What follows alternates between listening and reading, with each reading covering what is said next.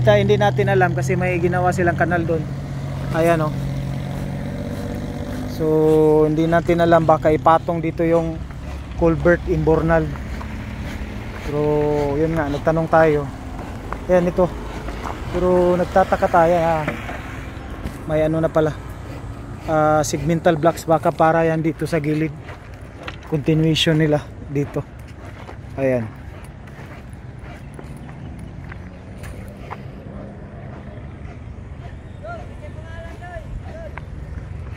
Roel P. Roel P. So yan oh, binuhusan parang ano. So update natin ito. Roel P. Oh.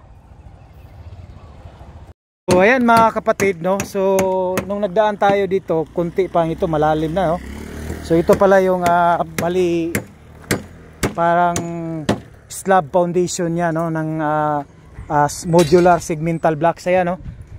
So yan, dito po ilalagay yan dito kasi ito na po yung abutment. Ito na po yung pinaka endpoint ng viaduct ulas. So katulad dito sa MAA. So pa-slope pa rin yung ano, yung pile doon. So doon yung pinaka end, yung retaining wall. So ito pala yung boundary no ng kanilang kalsada.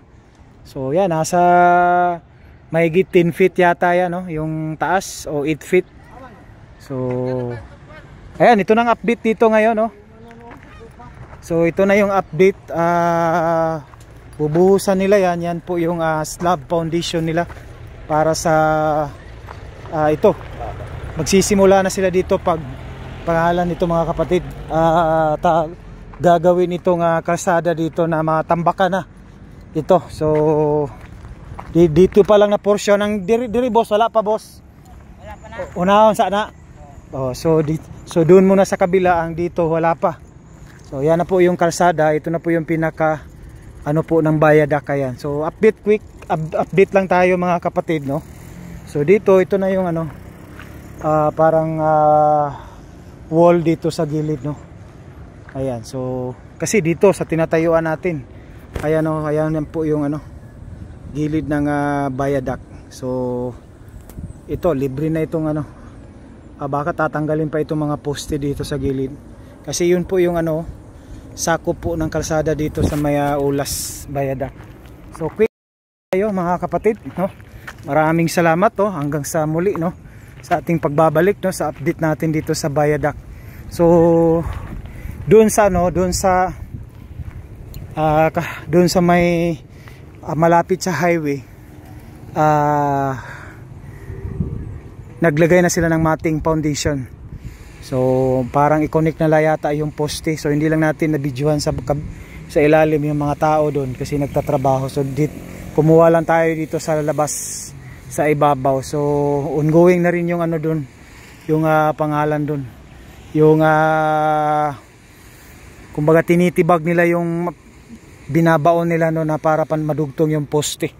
So abangan na lang natin sa ating update, sa next natin na update no, na maitayo na yung pinaka-last na poste doon no, dito sa side ng papuntang Baya Bukidnon. Kasi doon sa harap papunta naman po yun ng papunta naman din yun ng Coastal Road Talomo. So I think ang hindi pa natapos doon yung, I think yung abutment at saka ano, o yung abutment na lang. So yun ang sa kabila. So dito na side, ito yung ano na lang sa may highway traffic light. Yung nang abangan natin, baka this December maitayo din yung poste na yan, yung pinaka last na poste dito sa dito na side. So yun mga kapatid no, quick update lang tayo dito sa project na ito. Ayan. So at least alam na natin pala bakit iniskabate nila, akala natin kanal. So hindi pala, ano pala ito. Ito na pala yung kumbaga ano ng kalsada. Ayan kasi oh. Ayan, yan po yung gilid ng viaduct flyover.